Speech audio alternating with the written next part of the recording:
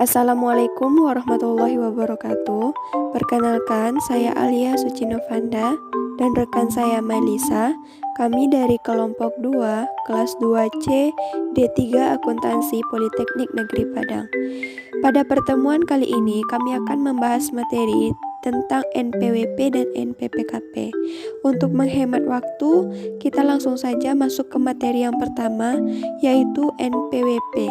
NPWP atau nomor pokok wajib pajak adalah nomor yang diberikan kepada wajib pajak sebagai sarana dalam administrasi perpajakan yang dipergunakan sebagai tanda pengenal diri atau identitas wajib pajak dalam melaksanakan hak dan kewajiban perpajakannya. Lalu siapa pemilik NPWP? Yang pertama ada wajib pajak orang pribadi non-usahawan atau mereka yang tidak menjalankan usaha atau pekerjaan bebas. Apabila jumlah penghasilannya per tahun telah melebihi penghasilan tidak kena pajak, seperti dokter, notaris, akuntan, konsultan, dan arsitek. 2. Wajib pajak orang pribadi usahawan adalah wajib pajak yang melakukan kegiatan usaha sebagai pedagang pengecer yang mempunyai satu atau lebih tempat usaha, seperti pengusaha toko emas, pengusaha industri mie kering, pengusaha persewaan mobil, dan lain-lain. 3. Badan adalah orang atau modal yang merupakan kesatuan, baik yang melakukan usaha maupun yang tidak melakukan usaha, seperti perseroan terbatas, perseroan komander, dan perseroan lainnya. 4. Bendaharawan sebagai pemungut atau pemotong adalah kewajiban perpajakan dari bendahara pemerintah. Joint operation sebagai pemungut atau pemotong adalah perkumpulan dua usaha atau lebih yang bergabung untuk menyelesaikan proyek. 6. Wajib pajak dengan status cabang, orang pribadi dengan usaha tertentu, dan wanita kawin tidak pisah harta. Fungsi dari NPWP ini yaitu sebagai sarana administrasi pajak, sebagai identitas wajib pajak, dan dicantumkan dalam setiap dokumen perpajakan, serta menjaga ketertiban dalam pembayaran pajak dan pengawasan administrasi perpajakan.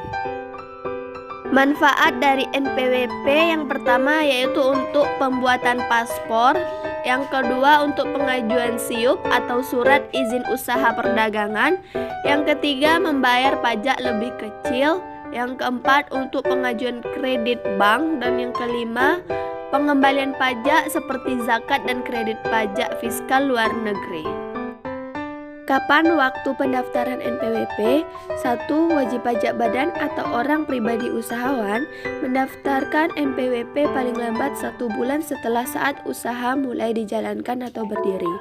2. Wajib pajak orang pribadi non-usahawan mendaftarkan paling lambat pada akhir bulan berikutnya apabila sampai dengan suatu bulan dalam 1 tahun buku memperoleh penghasilan yang melebihi PPKP. Kemana sih harus mendaftarkan NPWP?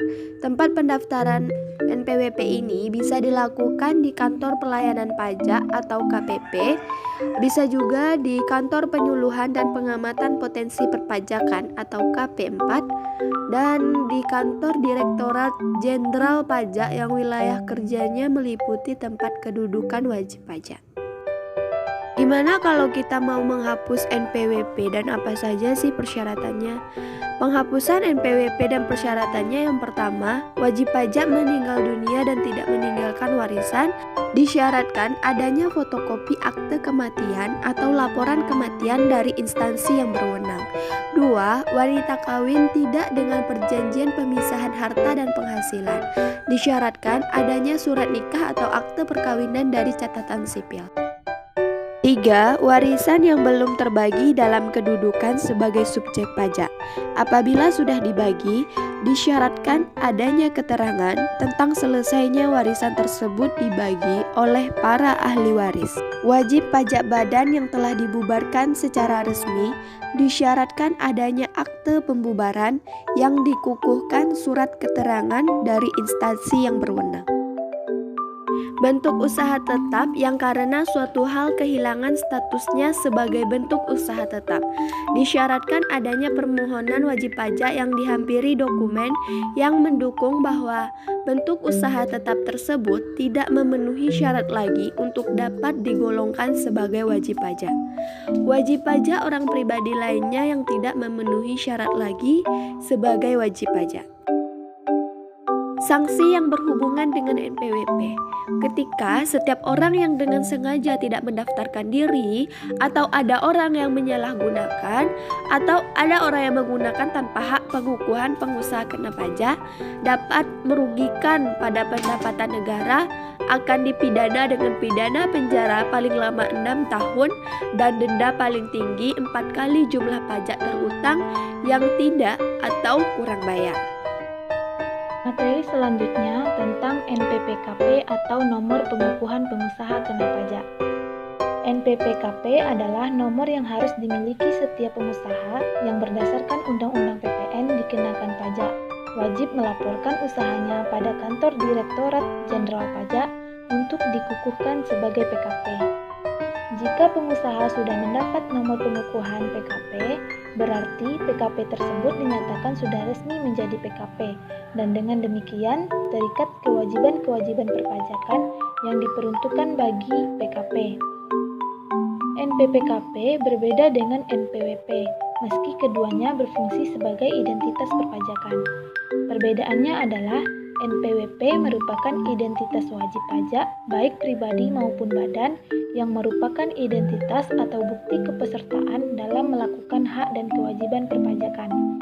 Sedangkan NPPKP lebih menitik beratkan pada identitas wajib pajak perorangan atau badan yang terikat pada kewajiban perpajakan untuk PKP. Fungsi NPPKP yang pertama, selain NPWP, NPPKP juga sebagai identitas PKP yang sebenarnya. Yang kedua, sebagai penanda bagi PKP yang memiliki untuk melaksanakan hak dan kewajiban di bidang PPN dan PPNBM. Yang ketiga, sebagai pengawasan terhadap administrasi perpajakan.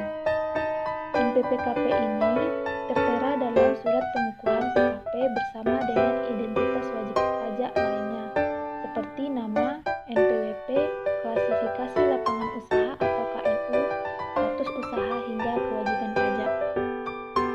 Tempat melaporkan usaha PKP, yaitu di kantor Direktorat Jenderal Pajak. Masing-masingnya, yaitu pengusaha orang pribadi, melaporkan ke kantor Direktorat Jenderal Pajak yang wilayah kerjanya meliputi tempat tinggal pengusaha dan tempat kegiatan usaha dilakukan.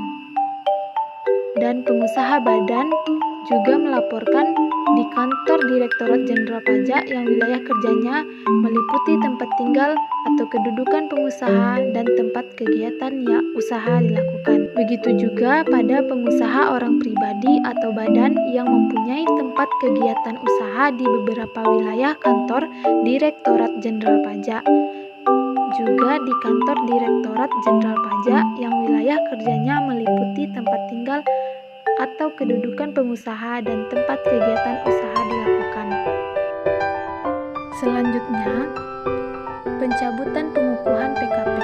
Pencabutan pengukuhan PKP merupakan langkah yang diambil manakala status PKP dirasa tak mampu lagi dipenuhi oleh PKP.